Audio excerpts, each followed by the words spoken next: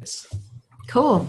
Okay, so welcome, and it's awesome to have you with us as our first guest in this new year of new potential. Yay! 2016 was a rough one. Let's see how this year will unfold. Yeah. So happy New Year to you and to everyone, and much thanks to everyone for joining in, tuning in on this Feast of the Three Kings. That's right. Which is very important to certain parts of this world. Yep, we lay grass out for the camels last night, and water as well. Oh, good. When the three kings come in, the camels can be sustained, they have sustenance. Great. Great. You don't leave out anything for the kings?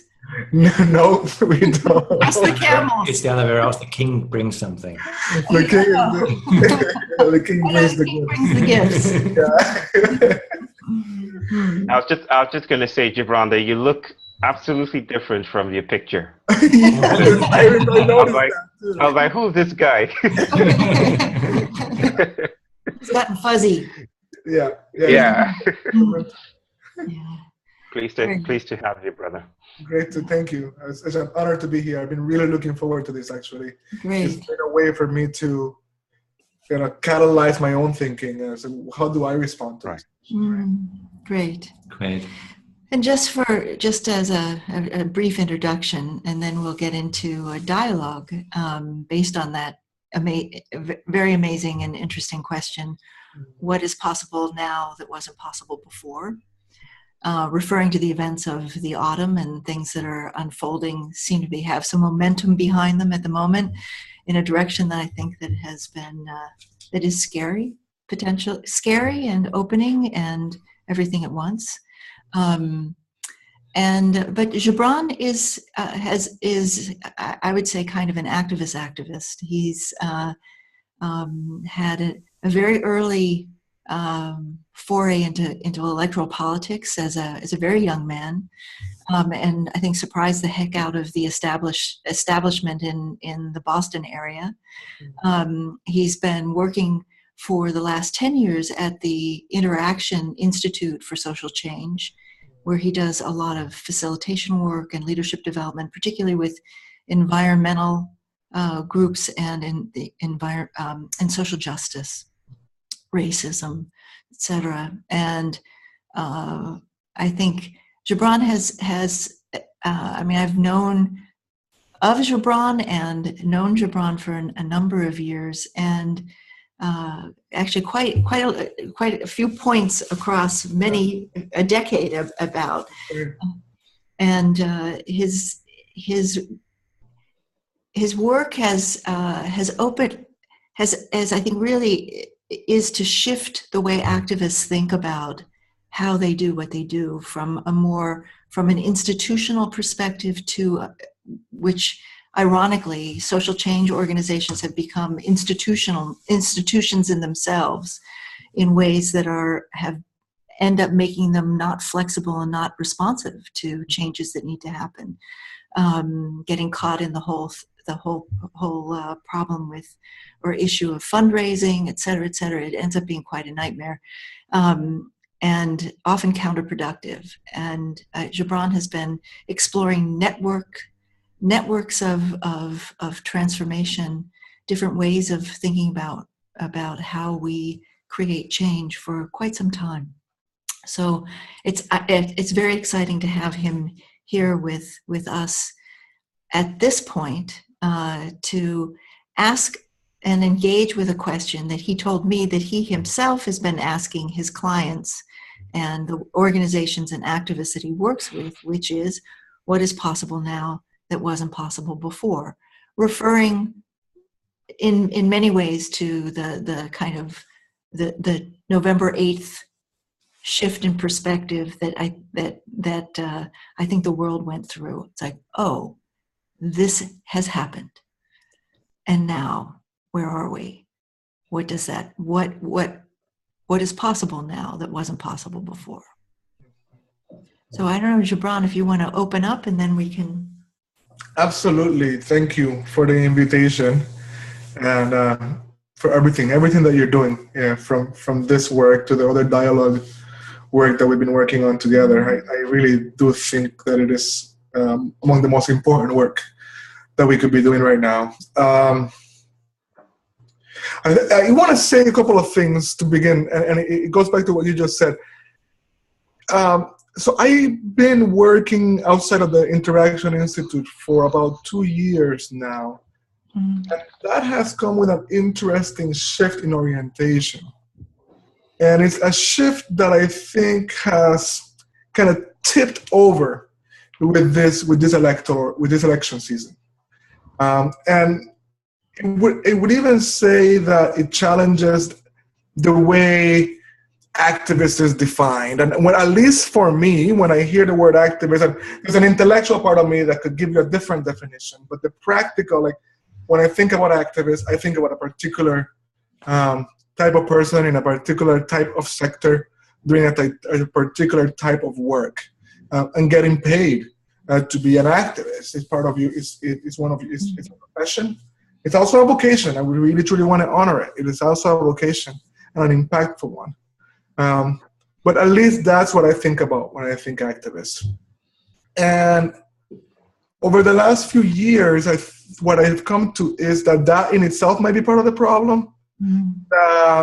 We need to grow the container of where we include the word activist and what we mean by it. We need to make it more permeable as an identity to take on or to enter. And so when we start by saying that I'm concerned with changing the way activists think, I think that has definitely been a leading purpose of mine over the last 10 years. But I would also say that it has shifted, that it's very quickly shifting towards more making a room for more definitions of activism, opening up the space, the container with which activism has been held. And basically, we're left without an option, right? The game has changed. It's interesting enough. I'll finish by saying this. It's interesting because as you were speaking about what is possible now, I thought, well, everything has changed. So, and then I thought there's one of the most vibrant and most engaged listservs after this election, even well before it. It's called the Game Changers Salon, and it's a very powerful space that I think is generally dominated by the kind of by the definition of activism that I just described, right? This kind of professional sector. And I beg the forgiveness of anybody on that list that doesn't fit that characteristic. Well, they're having, what we or they, I mean, all of us involved in this, what we've been having to do is react, because the game changed on us, right? We've had this intention of changing the game and this language about changing the game, but the game changed on us, and it changed on the established order, on what has been considered the norm over the last, at least since the end of the Cold War, at the very least. The game has changed, but it wasn't on our terms. And I think that's what we got to contend with. Mm-hmm. Yeah. I would like to ask you just a very simple question for all of us. What has changed, really? I think that's because I was thinking about that as Gibran was speaking, and even when I was giving the introduction, I was thinking in some way, whatever is here now was there before. Mm-hmm. And yet, mm-hmm. and the establishment, which includes our ways of thinking, our established ways of thinking, or the progressive activist movement has all of a sudden realizes, wow, we are also part of the establishment. Mm-hmm. And it's What's changed is a perception. Mm-hmm. Mm-hmm. Right. That's great. Now, yeah, there's a question that is like a sibling of the question we're asking today, and we're holding space for, that I like to ask. I love the question. I love the way it was framed. What is possible now that wasn't possible before? And one of the questions that I feel like, Gibran, is, your space and your thoughts are inviting is, what if the way we respond to crisis is also part of the crisis? What if the way we have been practicing our activisms are actually perpetuating the same thing we're trying to evade? With regards to November 8th and all of that, well, I wouldn't say where I live. I live in India. I wouldn't say it felt so much of an impact. Mm-hmm. Like, people went about their daily lives like nothing had happened. But there was a palpable sense that we had reached a point of no return. I think if anything at all changed, or if anything at all is credible as a dramatic shift, then it's the idea that it's this self-reflection. Even journalists are doing it right now. Like, the whole notion of professionalism and credibility is out the window. Like, Stephen Colbert, I think, was asking the questions, okay, what do journalists actually do right now? What should we be doing? What kinds of questions should we be asking? Because all the models failed. All the polls failed. Everything that was supposed to be sure banker went out the window. So even, there's a crisis of bodies right now. There's a crisis of foundations. And if anything has changed, it's an invitation to weirdness, a deeper kind of weirdness. Mm-hmm. Maybe one that Bernie Sanders' campaign, I know we're not talking about politics in that sense, but a deeper kind of politics. But maybe that's a surface level. Maybe Bernie Sanders' campaign was a precursor or foregrounding of the kind of weirdness that we need today, kind of stretching out into new containers that the present status quo cannot contain or cannot accommodate.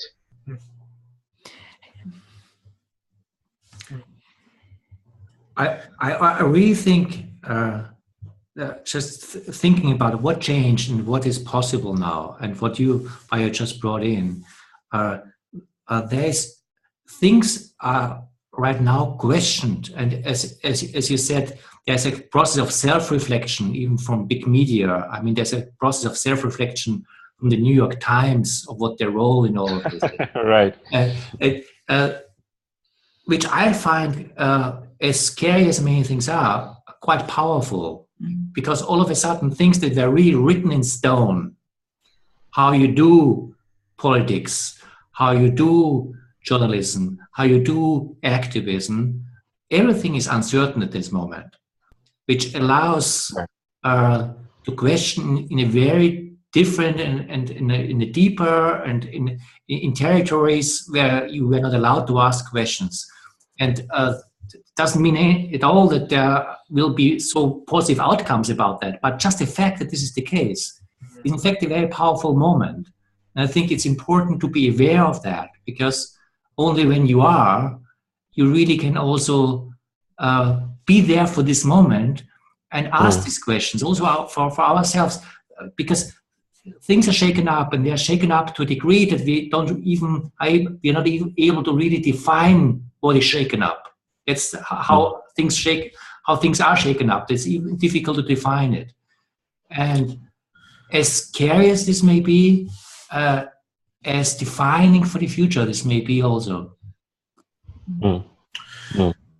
I was talking with a healer here in our community, a woman that's doing really phenomenal work building community and bringing people together. Well, before this happened, actually, one of her first responses was, we're just going to keep doing what we've been doing. Right. And then she also said, we can't go around professing that anything is possible and believe that it applies only to us or only when we like the outcome. But what has been affirmed is that anything is possible.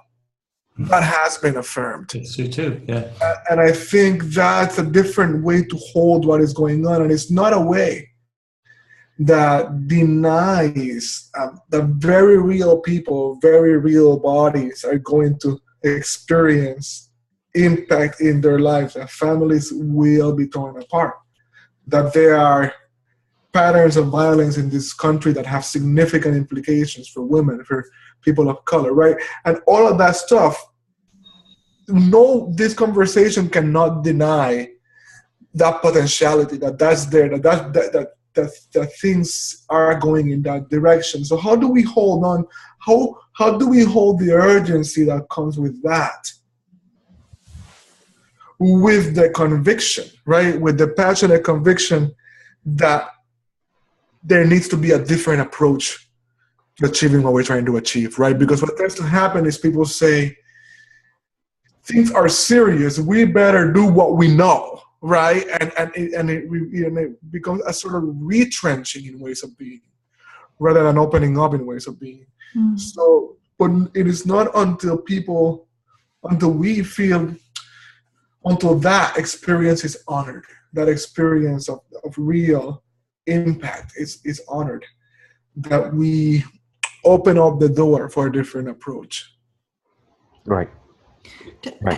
I think, I mean, we're these two things have to go completely together, and I find it very interesting.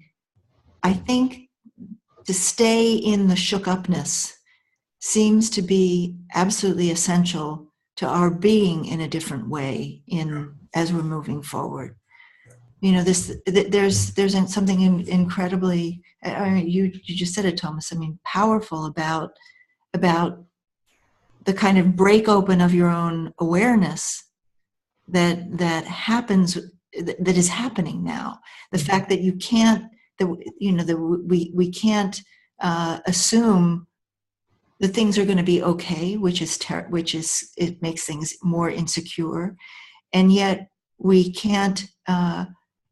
There is a freshness, a newness, an openness that is possible now that wasn't possible before. Right. And close to that, Elizabeth, and thank you for articulating that. I think there's a grittier sense of hope. Like I like to say, there's an analytic that I like to bring into conversations like this, that one of the ways technology changed us, especially with the invention of the telescope and the ability to zoom in and zoom out. Wow. Adjust focal length, was it changed us by entrenching the idea that we don't need to be displaced in order to meet the world. So with our smartphone, for instance, we can just use our forefinger and our thumb to enlarge the picture, and that reinforces the illusion of entrenchment, of fixation. So we're fixed, the world is just out there. And from that space, that illusion of luxury, we create fantastical pictures of hope. Activism is entrenched in this. We say, this is the kind of world we want and stuff like that. But there's no meeting halfway, because we're still like teenagers, boxed up in this space behind our smartphones, if you will. And our configurations do not allow us to meet the universe halfway. One of the things that I think is changing is a proliferation of grief. We're coming to touch the social ties of the carnality of vision. We're noticing that we're not removed at all from the world that is supposedly outside of us. And so we can no longer paint pictures of hope that are utopian or just in broad strokes. We have to go out. And this is what Gibran, I think, is pointing at, hinting at. We need new iterations of hope that can only be articulated in partnership with the world that we've previously denied its agency. We have to move out and meet the universe halfway, so to speak, and do it with non-humans. an activism of non-humans, an activism of stones and cobblestones and sidewalks and skin, not the activism that is, this is what failed Hillary, I think. It's that illusion of, we have it made, our model predicts that we will win. This is happening for us. But there was no meeting halfway, if you will. And I'm not trying to throw anyone under the bus or anything. I'm just using that as an illustration to say that there is a deep regime of visuality that has been broken over time. Trump is just a culmination of it. But we are seeing that we can no longer stay behind and hope the world will just adjust itself to our whims and fantasies. Yeah. I like where you're going. I really appreciate that direction. I feel like that resonate with that orientation, right? That I'm moving towards this thing that is unfolding, seeking to be available to it, in service of it. And part of what I've really been working with, thinking about, wanting to build, and in fact building, I would say, it's something that begins to explore what that looks like. So it's not just the articulation, right? It's the practice of something, and part of what has been coming up. And so for me, when I say that, I'm orienting towards place, right? I'm oriented to the spaces where people coexist, where bodies can meet, where we can be in each other's warmth. Even in a world where this is possible, even in a world where it might be easier for me to find some fundamental affinities with the people around the world on this virtual medium than maybe with my neighbors. And yet I'm thinking that something that has to do with place is something, I want to be a part of that. I want to contribute to that, because I think some of the experimentation that we need to do as we imagine what's next or how to be in these times, has something to do with place and with people coming together. And with people coming together in physical spaces, in spaces that invite inquiry into or state experiences of meaning, right? And of connection. And I feel like, for me, when I think about what lays ahead, I think about what the crisis is. And I think of it as a crisis of meaning and a crisis of connection. And I think that whatever move we're making in whatever space, right?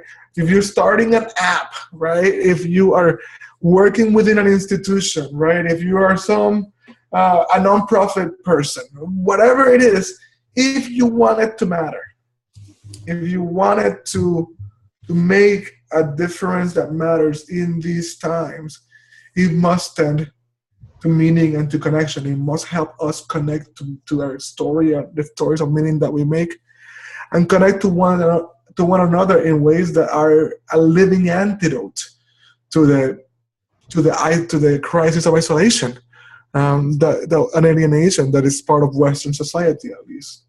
And so that is where I'm orienting myself. That's where I find the work has to happen.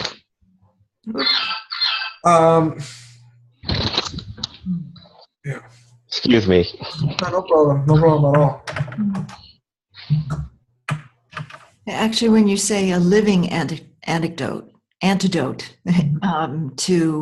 to what's happening, I think living is a key word here. Because in a certain way, I don't think that we can do what we've been doing before. I think to go back a little bit. And I think cultivating spaces and places of a very primary aliveness, which is about connection and connection to life in a much deeper way than usually we live it. And I mean that in its grittiness and in its reality and in its locality and also bringing to these kinds of cold, pixelated spaces the warmth of human consciousness, human intention that can create a networked reality that can amplify the local. I see these new potentials for aliveness seem to me to be a very crucial direction beyond what we already know. Because I think part of what you're saying, Bio, is it's our usual ways of thinking, the ways we have done this before are part of the mess that we're in. Right. And Gibran, you're a brother. I just want to say that. I'm just glad to have met you. With the beard as well. I'm happy. The old trope in quantum physics that you cannot know the position of an atom and its momentum at the same time. Like it's exclusive. Either if immediately you detect it, then you cannot trace out its momentum. And if you can trace out its momentum, then location becomes impossible.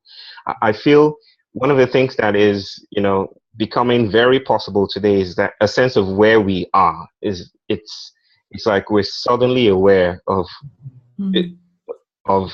oh my goodness. So this is like I have lots of American friends, and not that America is the center of or the exemplar of what's happening around the world, but it's a usual trope. And most of those American friends tell me that everyone seems to be talking about convening circles of grief. Like a deep sense of loss is just flowing into our social circles. A deep sense, I'm seeing it everywhere on Facebook. Come to our grief circle. Wow. Come and mourn with us, or something like that. And maybe this sense of, I don't want to call it a sense of trauma. I'll rather refer to it as a haunting. Like we are collectively coming to an awareness that some things that we have previously thought as disappeared are still there, and they want our attention, and they want something to be done. And so we cannot risk complacency in staying with the usual modes of thinking, like, oh, this is, even activism is part of this complacency. Let's attack capitalism, or let's defeat the 1%. Those huge narratives, as important and as youthful as they are, must meet a world that is much more complicated and much more promiscuous than simply pointing fingers at the enemy. Now we have to meet the enemy in its face. We have to come to terms with the fact that our neighbor probably voted for Trump, or probably shot Harambe or something. We have to come to terms with the fact that the other is the next frontier. And what do we do? What do we do with that? We don't know. So maybe we don't know where we're going, but maybe a sense of where we are is now incredibly possible. And with that, new experiments and new rituals are born, I guess. Yes. Really, truly resonating with you there. Really, really. I held the awareness that this conversation is happening today, and what I really grew up celebrating, and today celebrate as the Feast of the Epiphany. And so I have spent time over the years contemplating, what does that mean? What Epiphany? And so there's always a deepening of that contemplation. And part of what as I looked at definitions, the words were revelation, which we might expect, but also it refers to an appearance, an appearing of a deity, right? And so, or an appearance of something. And I just thought about this work that brings us together. This work on dialogue. This work on we space, right? Or intersubjectivity, whatever word we're using for it. I started to see that as what appears, as the revelation. I started to connect epiphany to emergence, right? So as this sense of this, as this identity, as this shared identity emerges among us, that is the epiphany, that is the revelation, that is the appearance of this way of being together.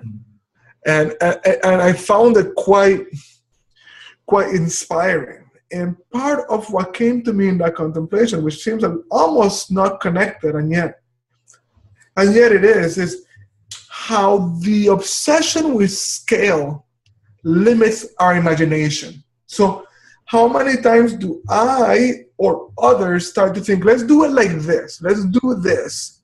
What if we try this? And immediately you think about, just without even thinking about it, you're thinking about it institutionalized, and you see how it cannot be sustained at that level, at scale, and a scale is what you need to reach because the world is in so much trouble and there is so much suffering. And like you have that whole narrative, and so you deprive yourself of the opportunity to try something unimaginable. Or try something that maybe could never happen among 100 people, but maybe it doesn't happen enough among 4 people or 6, right? And so that trust in that embodied locality and in the possibility of what becomes possible when people come together in that way, I think makes room for the emergence of this thing that has become possible now and was not possible before. No, that's cool, Gibran. I would like to start with the 4 people or the 24 people that we are live on right now, and take this as the epiphany. Because just to bring some threads together that both of you brought in, and I very much resonated with the crisis of meaning and the crisis of connection, and to find places for that. The crisis of meaning has to do with also the kind of the modernist utopia of progress breaking down. And that's what the grief that you brought in, Bio. I very much relate to this breaking down of this progress utopia, and particularly in the West, where this has been so much of our DNA for 500 years. Right. And there is so much we did for this, that with the utopia that it would pay off somehow, or there is a reason for things we wouldn't do otherwise, but you have to do them because it's part of progress. And a lot of the Western doings were in that framework. And when the framework basically falls apart, that gives room for a lot of grief. But where is this place for this grief? Where is the place where the meaning can come from? And I think it's in places like this, where we are right now. Where, I mean, just to say it, one of us is sitting at the East Coast in the United States. We're sitting in the middle of Europe. You're sitting in India right now. And I feel we are very close together as we are talking. And I feel, as I'm listening to you, there's some meaning emerging between us, just as we are talking, and creating places where meaning comes out of connection. And that also to learn about what is this new situation where we can have intimate conversations as we have right now via the continents, and still not ignoring that when I close down the computer, I'm here in a little village on the outskirts of Frankfurt, living with people and having my shop next door, and all.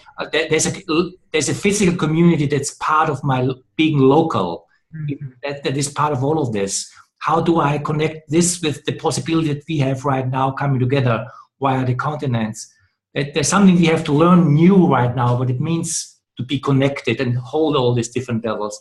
But to create these meeting points where meaning can emerge, but also the heart can open and grief can open, because just we see that the things that's make sense to have grief for, and then just go from there and be open and don't know where we go from this. But moments like this and conversations like this, I think we have to consciously also create, as we are doing it with this dialogue lab here right now. We have to create these conversations in order to open hearts and find places for meaning in a non-utopian way, just in a let's come together and talk and find where do we want to go from this. And I think this is a form of activism, a form of activism where we just as fellow humans on this planet come together and say, hey, we are together in this journey. How do we do this right now? And let's start with the conversation. See, it's interesting because I feel strengthened by the fact that we are so far apart, and that we are together. You know, that we're seeing something, we're sensing, seeing, being something that we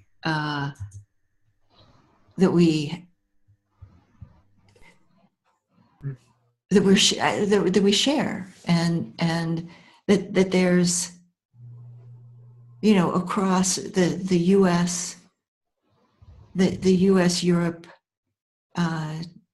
India, but also everyone who's on this call, that there's a resonance, you know, and I think about this resonance. There's something very strong about it, and it's not a kind of strength you can handle. You know, you can't get your hands on it, but it's a strength that feels like it's at a very fundamental level of aliveness or livingness or beingness. And, you know, together with that strength, there is a fragility, there is a vulnerability to these times that is, you know, is manifesting this electronic group as well, which is, as we tend to share over and over again, is an amazing quality of the times we're in, when we could be across the planet and still feel each other in the ways that we do. I think in the spirit of that, I like to say that one of the things that I feel driven to exploring is how I am complicit, how I am also part of the things that I rail against, the things that I try to authorize and say, these are the enemies and stuff like that. And you, Elizabeth, you speak about activism, or was it Gibran? I think the collective, all of us together, are speaking about an activism that is ordinary, something that isn't so professional, that is distant. We honor the professional, we honor the vocation, but we need a different format of relating to a world that is no longer dead or inert. And I'm learning that in small ways, in tiny little ways. Gibran, you say that, in little ways, in how I clean my house, for instance. I do a lot of cleaning, and it so happens that I'm OCD. I'm a clinical psychologist, but I can't heal myself. I'm obsessed with cleaning stuff and getting everything in order. And I have a 3-year-old. Oh, I wish you lived. Come. Visit me for a week. I have a know-how. I'm still living in Boston. Sorry, Bio, that went in a different direction than you planned. No, it's good. This is the messiness that we celebrate. And I have a 3-year-old who is obsessed with getting everything messy. And so there's this tension, and so I recognize that there are places that she will go that I will not be able to go. And so in one fatherly moment one day, in cleaning and dusting the place, I told her, I went against myself and I said, Alicia, I'd like it to be as messy as possible. And she was still clean, be as messy as possible. Don't listen to Dada when he says tidy up and stuff like that. Just be yourself. And I went into the room and did some work, and I came out in 5 minutes, and everywhere was like Jurassic Park. It was upside down with crayon on the wall and everything. And I stood there staring at her, and she said, "But you told me to be messy." And I couldn't do a thing about it. But what this episode brought me to reflect on is how there's maybe a Freudian dynamic in my desire to keep everything neat. It's almost like I'm looking for a sense of sacredness that is disembodied. Like I want to remove myself from it all. Dust, I just want to throw it away. And maybe at some kind of social, collective level, the dust is accumulating under the carpet. And so we can't hold it all together anymore. We can't put everything in place anymore. Things are going out of place. The familiar is becoming unfamiliar. And maybe in that small moment when I feel the tension to tidy up, there's a small whisper of an invitation to sit with the mess, to stay with the trouble and see what happens. And maybe that's also what's becoming. That's so powerful. That's so powerful. It really resonates with me in all kinds of ways. Like there's layers of resonance and observation even in the spaces that I find myself in. I was recently reading through Joanna Macy's The Work That Reconnects, which is phenomenal. Right. And in it, she argues that we have a culture that doesn't acknowledge grief. And that doesn't have, we don't have the tools for grief, which is integral to our humanness. We want to structure life with grief. It does not necessary. It doesn't happen. And she says that that's at the heart of our inability to meet this moment in which the world is coming to an end. The species is at risk. And she says that once we acknowledge the grief, and she says we all have it, we all know it, that you actually cannot be a human being walking on this planet and not know. Not because of the news, but because you're alive. Like there's something in your body that knows that something is wrong, that the planet is at risk. And so it's about acknowledging that part of yourself and the grief that comes with that for what has already been lost, for what will be lost. So I think I know that whatever space we create needs to hold space for that. Right. At the same time, and there's nuance here, one of the advancements in a lot of movement spaces over the last number of years has been the development of a discourse on trauma, right? On a generational trauma, right? Communal trauma and individual trauma, and how that's present, right? Like there's a lot of trauma that has been held through generations, given the unspeakable violence of slavery and imperialism to start with, and patriarchy to this moment, right? Like the whole thing to this moment, like. And I think that is a huge move forward.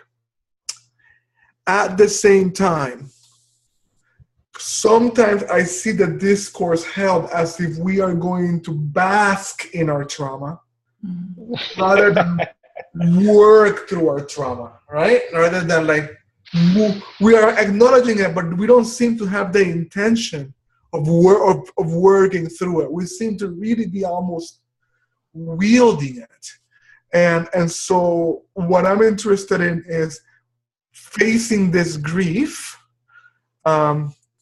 without following a similar pattern, because that to me has been a major stumbling block in the spaces that I find myself in, a space of stuckness. Gibran, I just want to piggyback on your comments there, and I think that's a really astute thing to even notice, talk less of speaking about. It's like there's this tendency to fetishize the next. Like I know a couple of groups that are dealing with trauma, but they've kind of commercialized trauma. Like, we deal with it like now let's have a grief circle, and like we're in control of that, where it's yet another toolkit we have in the bag, another arrow in the quiver, and that is part of the whole framework that tends to see indigenousness or indigeneity as a product, as something we have to regain, instead of something that is improvised collectively. Like, we're trying to capture, and this is the seed of what has to happen, I guess, but we're trying to capture, we're trying to reclaim a sense of sacredness with the world. And we think that those rituals will just help us own it, finally, and this is it. We are now grieving, and that's a marvelous thing. Whereas, I guess I'll stop there. No, thank you so much. Just wanted to piggyback on that thought, that it's really, it's something important to say.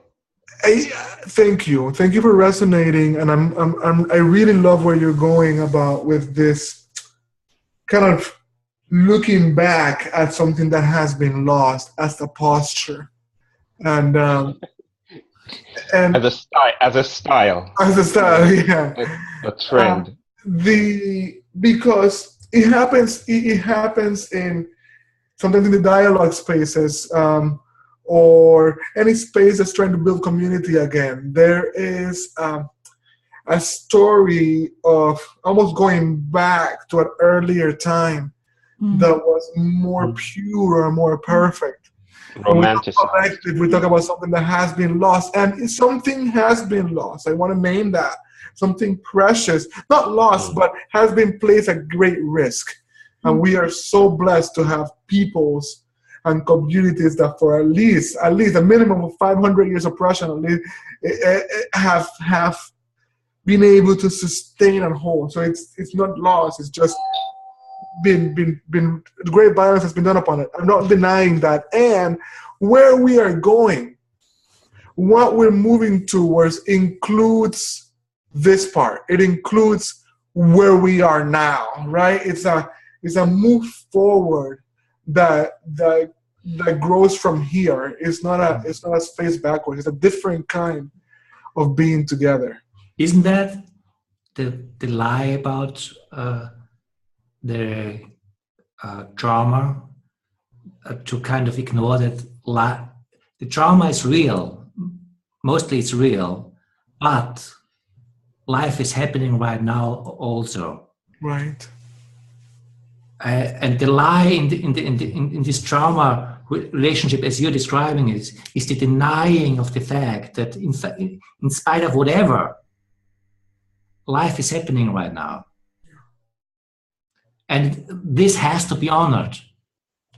If I'm not willing to step out of even my grief and my trauma and whatever, and just bow down to that life is happening in this conversation, wherever we meet, it's a lie, because I'm denying half of reality.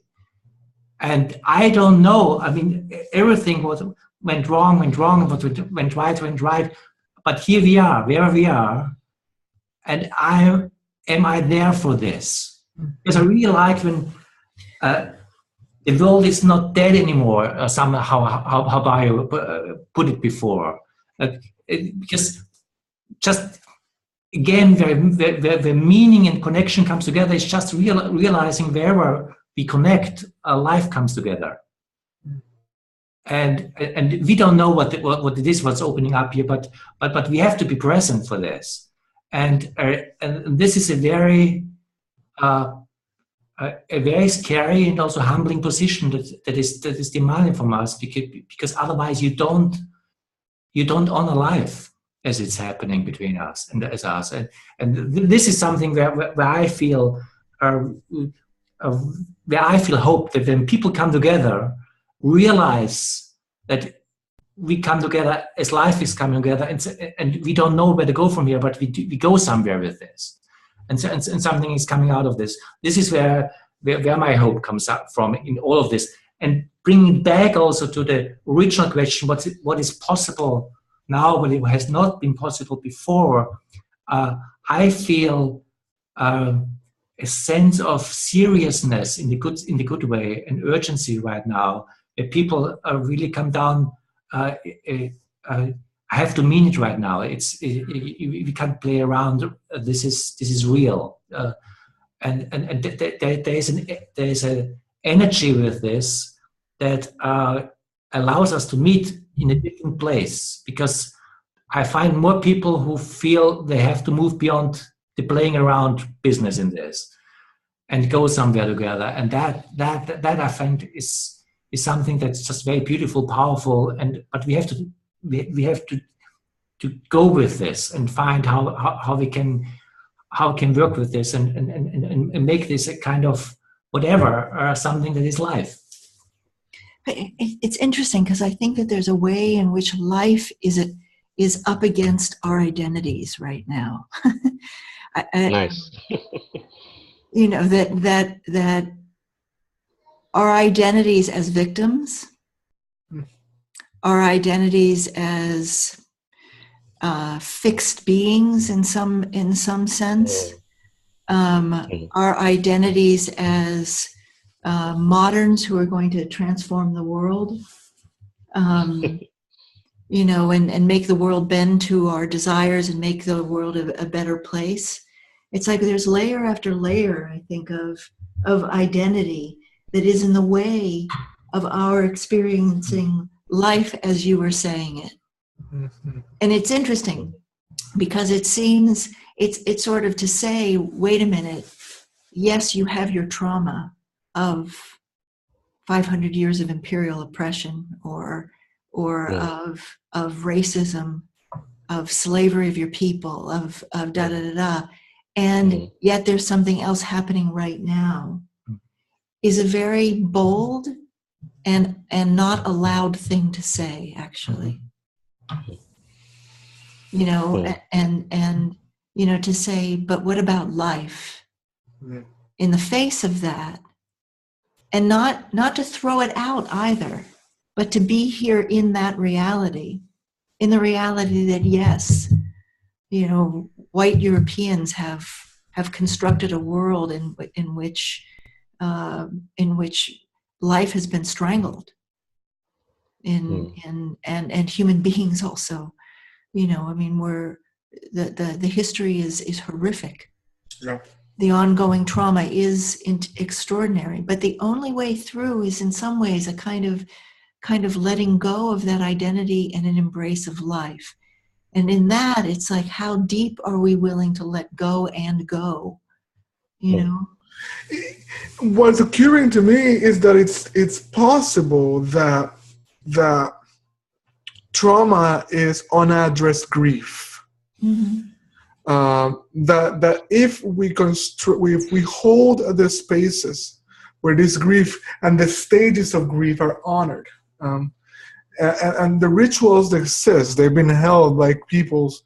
There's a beautiful book called "The Smell of Rain on Dust," and I think that guy's name is Martin Pechtel, I think is his name. I could be wrong about the name, but anyway, it's all about this. It's all about how to grieve, and I wonder if that's what we are. That would be a way to honor, right? The very real, embodied, objective conditions, right? And make room for what is possible now. And I keep looking at a note I made here because we don't know. You see, part of the current paradigm, part of the dominant paradigm, is that you plan something out and then you build it, right? And then you build it out. And so you think of scale in that way, right? To make a huge building, like you need to map it all out and then you make it. And so we try to do that with the future. We try to do that with what's next. But we can't think that far ahead, right?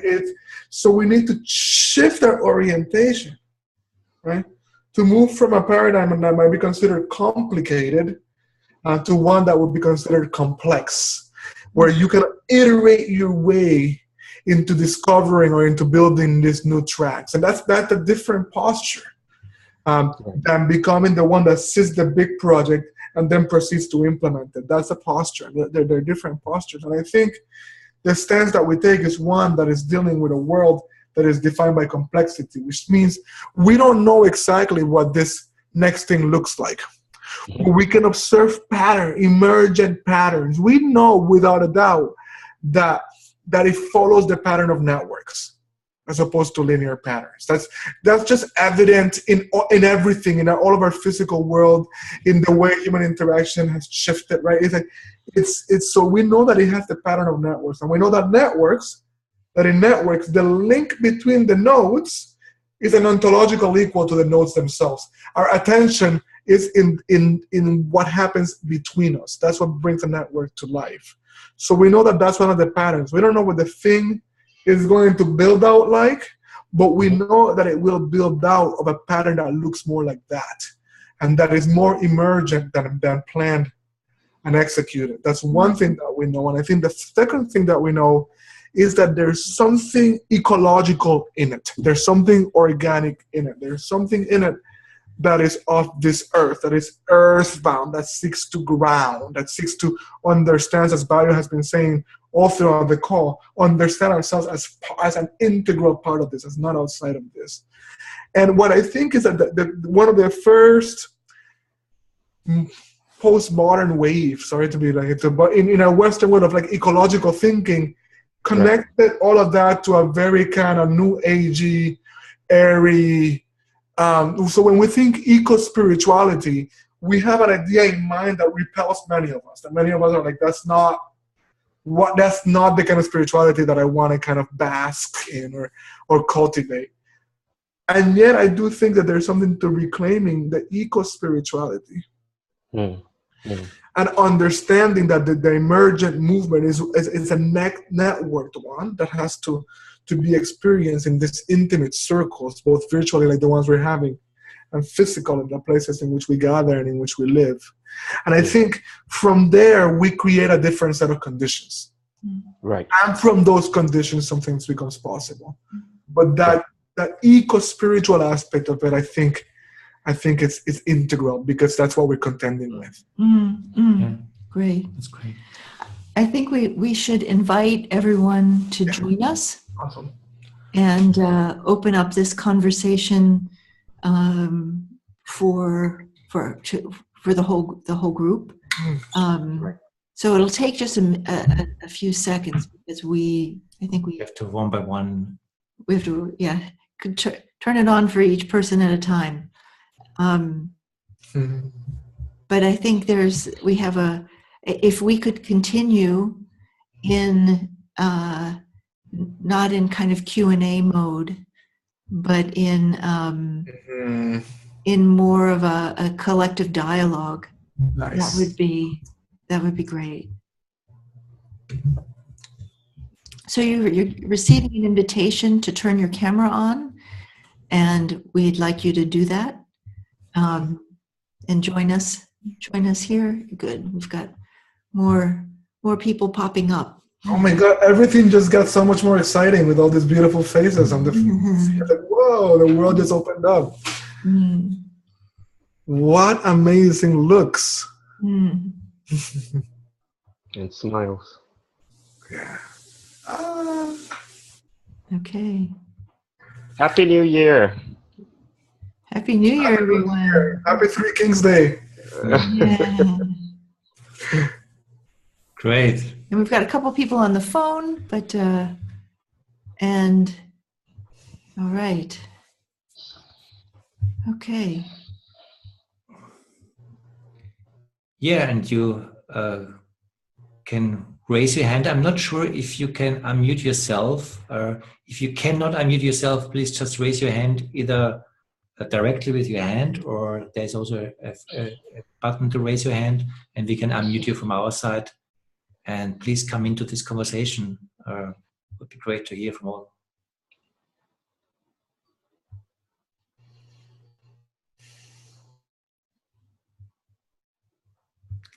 Kelly, I will unmute you. Here we go. You're muted.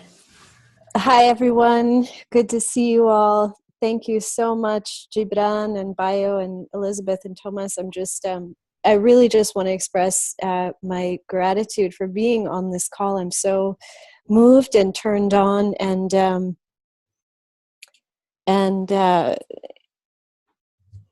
amazed at the articulation of all that we've been talking about really all together for some time now. So this is just to give my appreciation. Thank you, really. Thank you. Thank you for bringing us together, actually, for this. Exactly.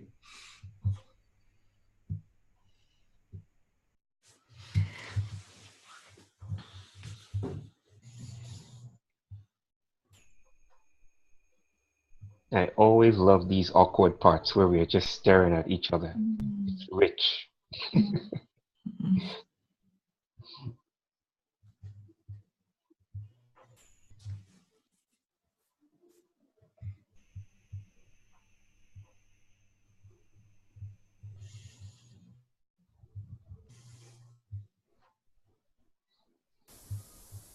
Sure, I will unmute you. Go ahead. Go ahead, please.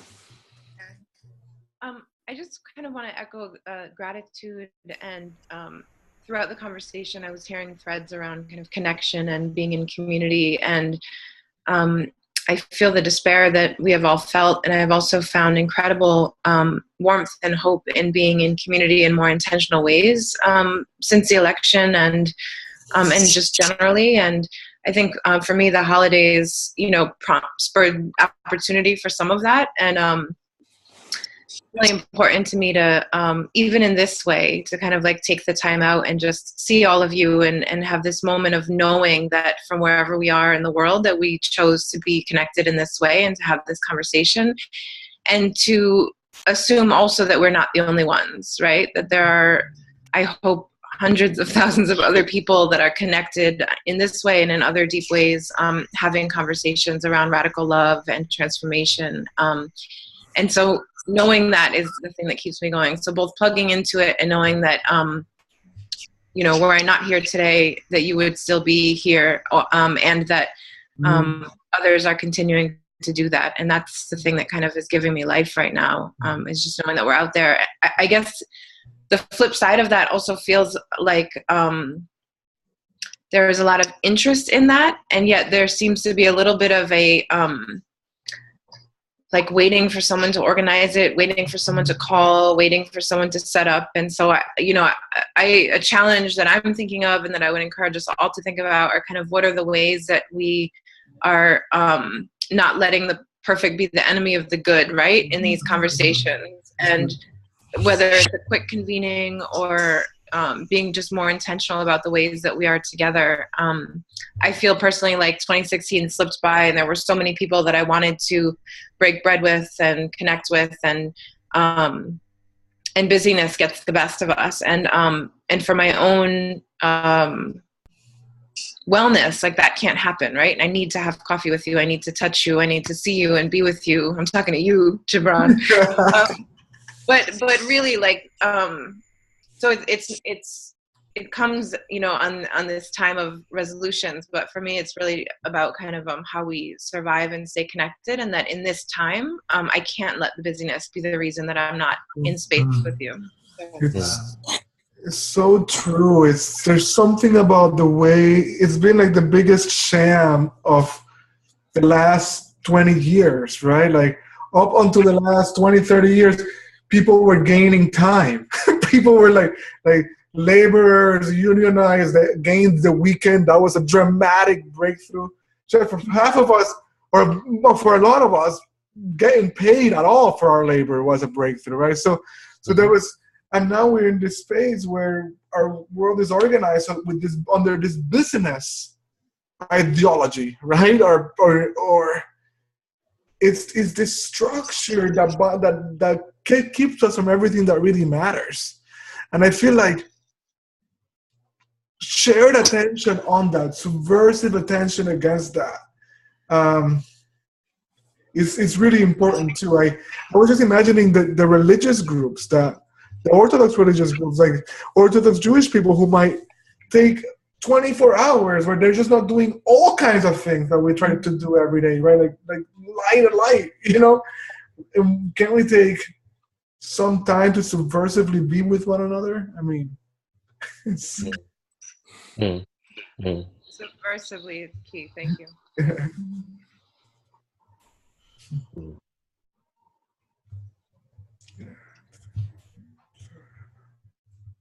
Savannah, just a sec, we'll unmute you. Yep. Yeah, you're muted, Savannah. I just wanted to offer an interesting angle on grief that I heard, and that is that people have withdrawn inside of themselves. I thought it was interesting. That's helpful. Yeah, I think actually Shelley Sachs the last time spoke about the fact that the most painful and migration is at times of danger, the migration that happens within us away from ourselves,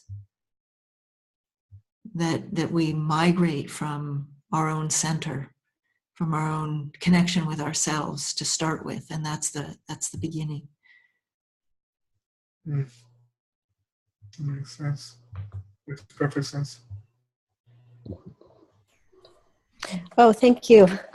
Thank you for saying that, Elizabeth. That's very powerful. And I'm reflecting also, what I really appreciate about this dialogue altogether is the invitation to stay in the shook upness. That's something you said, Elizabeth. And I appreciate so much that I'm not coming here looking for you all to tell me how it's going to be or offer a solution to these times, and this is what our plan is going to be. And it's such a relief, in fact, to be together with all of you, just with all of our emotions about this time, but not even just our emotions, our questioning of ourselves, of our belief system, of what this time is about, of our questioning of what we have been doing. So that is really draws me, all of me in, and in fact is also, I feel, the antidote for that kind of retraction that I see that can happen in myself when things feel unmanageable, or I feel disoriented. So there's something that actually is quite healing about being in a sort of disorientation together, but then creating some meaning out of that disorientation. Nice. You know, Kelly, I like to parse the word confusion into like put a hyphen or a dash in between con and fusion, like we're mingling together. Literally, to be confused is to touch each other, is to meet each other, and yeah, what you say about a disorientation together is probably what we're coming to terms with, and we don't even have the words to speak to it, and that's a good thing. I like to say that the next story is a gasp. We don't have the sentence for it yet. Thank you. Thank you. Diana? One second. And then Beatrice will, just a sec. Diana? I really appreciate what you were saying in a multitude of ways today about going forward and taking the present along with us forward, because it seems, that so much we run away from the present and what's wrong, and the driver of moving forward is what's wrong with the present. And it becomes accentuated rather than standing in that unknown place and having the future come forward from that. I really, you said that over and over so many different ways, and I really, really appreciate that. Because the answer isn't by running away. Beatrice? No, Beatrice, yeah. Okay, thank you. A friend and I have been working on something called creative listening partnerships, and presenting the idea to, I belonged for the last 3 years to an eco-spirit group. It's people that are concerned with how people can use their inner resources to deal with whatever is coming. And they're listening partnerships in which people, one person is the explorer and the other person is the listener, and then they trade roles. And what is interesting that can happen there is really going to the places that have no words, as you were just saying, and allowing space around that so that the words and the thoughts can emerge from the bodily felt sense. I'm a focuser, if any of you are familiar with that. But it's in anything, like also the expression of grief. Once grief is expressed, then whatever's next can happen. If the grief isn't allowed to be expressed, then it kind of creates a dam inside. But if you can express the grief and have it really be heard and really hear it yourself, then something else can emerge. So I'm very, very inspired and thrilled to hear what you've all been saying, the way that you've been presenting this, the wonderfulness of being in the uncertainty that we're all in right now. I think that's such a creative and dynamic place, and I'd love to talk with any more of you that are interested about, forming partnerships on a weekly basis for whatever comes up, or they could be small groups or a group that breaks into partnerships. This is all possible. Thank you. I have a peculiar experience here, and I would like to ask you if maybe someone else has a similar one. As we talked about coming together and meaning building, I have this experience just by talking as we're talking and being together here, that there's a kind of meaning building coming from this, in my experience, which sounds a little new agey, but I don't think it is. No. There's something in this process of convening as we do and what we're talking about that really has the potential. I very much related also what you said, Diana, that to connect the present to the future here. That the meaning comes out of this present shared conversation that we are having as we are doing it. And there would be some things I can point to where I think that this is meaning, but it's more than that. It's just this process that we are in that is meaning building. And I find it important. I think it's integral, or it's in some ways. So it is so good to hold awareness of the vast unknown, right? Of the mystery that is before us. I think I am deeply in resonance with that.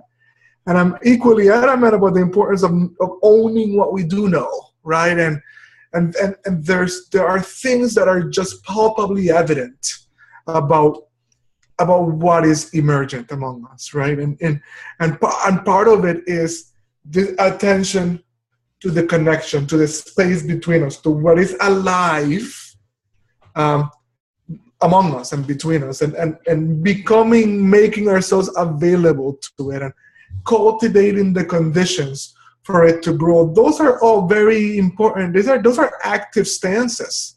Those are stances that say this is a truth. This is a path. This is something that I am giving myself or turning myself over to and becoming a part of because I think it's real, because I think it's where the future is calling. So owning the part of it that is that we can know so perceptively is really important. I would say, and maybe it's not over the Zoom conference line, but I will say this: I think that the space that we need to cultivate and that we're cultivating, that we're experimenting with here at the level of this deep and authentic dialogue, needs to include some singing together, some dancing together, some body movement, right? Like all of those pieces are going to be as important to this exploration as is this dialogue, right? And so starting to see the singing together, starting to see the being in our bodies together as ways to intentionally cultivate this we space, this intersubjectivity. I think is a big part of the work that lays ahead. Can I say something quickly to that, brother? That I think there's thanks for those beautiful comments. I think there is a sense in which, so I want to bring our attention back to, if I could, what we're doing here. Some of us might have the idea that what we're doing here is preliminary to the real thing. like we gather on Zoom and then we go to do the real work. This is the real work. This is it. There isn't anything that is the sacred is not delayed, and I think that's one of the things that that is making us feel uncomfortable today. The sacred is right here, right now, with Zoom. We speak about intersubjectivity, but there's a sense in which we deny the agency of even technology in being agentic, in shaping us. Like the laptop, I use it every day. I use my phones every day, but I somehow want to push it out of my space. Okay? My body has nothing to do, but it does. It does. We're here, we're connecting through the agency of the internet, through the agency of Zoom. This is intersubjectivity we're talking about right here. I mean,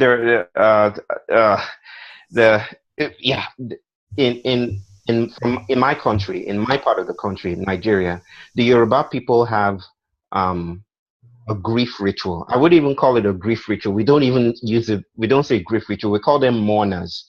Like if someone dies, like when my father died, for instance, you find people, strangers, they just gather around you and they start mourning, and they're actually paid to do that. They mourn and they throw ashes on themselves and they roll on the ground, and it's an elaborate, dramatic affair. But you see, it's gone on over time that way. It's normal to see that. They just start crying. You can tell them to cry on a beat and they just start crying, and they get their money at the end of the day. And I think, and without trying to demonize that or anything, I think it's because we know from a deep place that it's not like Margaret asked a question here. She said, how do we make space for grief?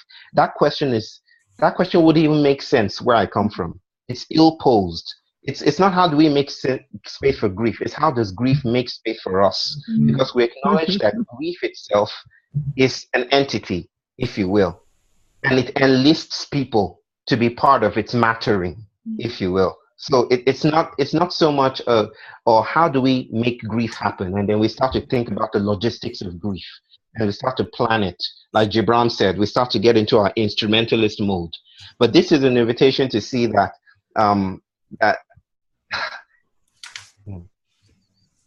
that we are not the sole agents of what's happening or what wants to happen. So even the question of grief and technology and being here and intersubjectivity, it's really a slowing down. It's really an invitation to stay still, not stay still like be inert or be passive, but to notice that everywhere around us is vibrant and downright magical. And maybe that's something to hold on to. Right. Yeah. If Savannah. Oh, hi. oh, I wanted to offer something for this discussion. I heard several themes or threads about it. And one book that's helped me a lot is a book called Managing Transitions by William Bridges. And it helps because the old system is breaking down. It's dysfunctional. And we're moving to the new system.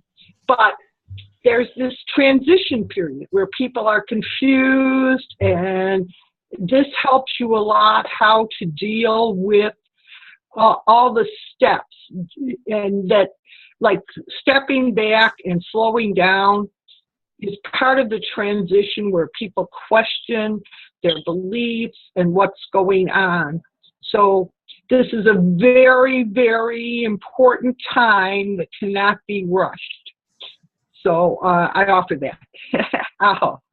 Thank you. I think that's why we're all here, isn't it? Actually, yeah. Annette, did you want to speak, or did you have your hand up? No. Did you? Suzanne, I think, has been wanting to speak. Yeah. Oh, okay. Now, right. I actually didn't want to speak. It was just this sensation that for me, after everything that was said, or after everything that we are weaving here together, I feel the moment when we were silent, I felt there is this strong, oh, sorry, I'm getting confused by things moving together. Then there is an embodiment happening for me. Mm-hmm. So in this silence, I just get reconnected to my body, because what is happening in our dialogues, or what is happening when I speak to people, I sometimes get a little bit too much in my mental dimensions. But then in this silence, I just move back here into my whole body. And this is what I wanted to share with you, that I feel it is right here, downright magic right here happening, that on the Zoom, that I am a body here as well. And this is just what I wanted to express. And I had this like, wow, can we just all take a deep breath and be here together again? Also on this level. Thank you. Thank you. Yeah, thank you.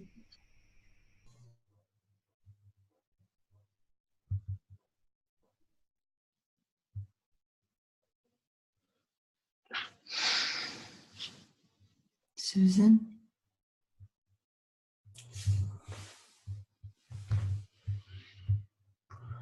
Is my microphone working? Can you hear me? Yes. Okay. So I wanted to respond, well, to everything people have been saying. Bio in particular, something you just said really touched me. And I think, I've been really stuck in this mode of planning and figuring out what I can do. And, in my life, I've had the luxury based on the color of my skin and the place that I was born and the family I was born into, to not have to think too much or worry too much about a lot of the things that we're talking about in terms of injustices in the world. And this election moved me more than any other has, and mobilized me in a way that I've never been mobilized before. And it's probably partly because I'm a relatively new mom. I have a 5-year-old, and it's not just that I'm thinking about his future. I'm thinking about how he can be an ally, and how he can be in a position to be using his relative privilege to make the world a better place, I guess is the best way of saying it. But I feel really grateful to hear this reminder to touch into that place in me that's moved by the world, and that's moved by the actions of others. And, I think over the holidays, I sort of fell off this promise I had made to myself to take some small action every single day. And I forget sometimes that even the action of sitting in meditation, or the non-action of sitting in meditation, or of doing my yoga practice and feeling that sort of inner stream of aliveness connect with the outer expression of myself in the world, that is a radical action. and that this possibility of just, being together in that place of touching into our aliveness, touching into the great big aliveness, however we want to express that, and being together in that place is a radical action. And just like feeling the goosebumps on my skin rise up as some of you are speaking, is this humanness, this radical action of being human. And as much as I am trying to stay just as much in touch with the news as I need to keep me motivated to actually do things in real time, in real life, that the base of it is this feeling of touching into aliveness and touching into humanity. So I just wanted to thank you all for that today. Thank you. Okay, I think now we're going to break into breakout groups. I don't know, Gibran, do you have any thoughts of a question that groups can engage with? Is there anything that pops to mind? Or? Maybe what comes to mind is the question of the call. What is possible now that was not possible before? And actually, maybe at the end of this call, it's an interesting question to ask versus at the beginning of the call. Right, exactly. Yeah. Gibran, I'd like you to at least tell me how you grew your beard so lusciously, and I've been trying for decades. Not working for me. I went to sleep last night, and I woke up. I've already grown a little bit more. That's just like what kids have. See, that's the enchantment right there. I need that. I need some of that. I appreciate it. No, we'll talk beards later. It's been a thing, but I don't want to get into it now. I will say this. I wanted to honor part of all of what Susan brought in, but in her sharing, the way in which she spoke about getting activated, I think mattered. And I think there's something in the premise of this conversation that acknowledges that we are in a political moment that some of us will be able to withstand given our social location, but that will have very real implications for others. And so part of what inspired the conversation is, what does activism look like now? So I think when we're talking about possibility, there is something around meeting the social political moment. And it doesn't have anything to do with like going electoral necessarily, or becoming part of X party or building a new party. That's not what I'm saying. But I do want to call that in. Great, thank you. Okay, so let's break into groups, and when you get together, say your name, where you're from. Don't spend a lot of time on introductions would be my recommendation. Thank you. And jump in together and see where you can go with this question, and report back to us on our Facebook page, the Global Dialogue Lab. If you want to be in touch with each other, that's a good place to hang out. And we're going to hit the button, and you're going to get an invitation to a group, and stay together in this question. Yeah. And we won't come back together in the big group. So it's up to you how long you want to stay in this group. We keep Zoom open, so you can stay as long as you want to. Okay, great. That's great. Alrighty. Thank you very much. Thank you so much for hosting the space. Thank you for the invitation. Great. Thank you, everyone. Thank you.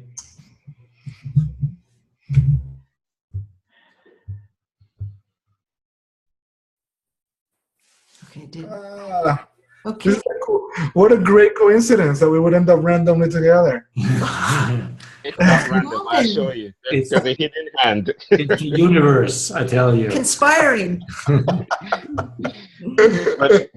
but brother, I just wanted to say it was a pleasure meeting you and hearing you. So many things that resonate, and if not everything you said, including the beard. So it's a whole package.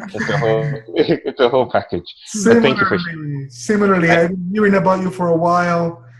Some important pieces of wisdom from you have reached me, and it was good to experience that life right here. I thought that was a lovely dynamic among us today. Yes, brother.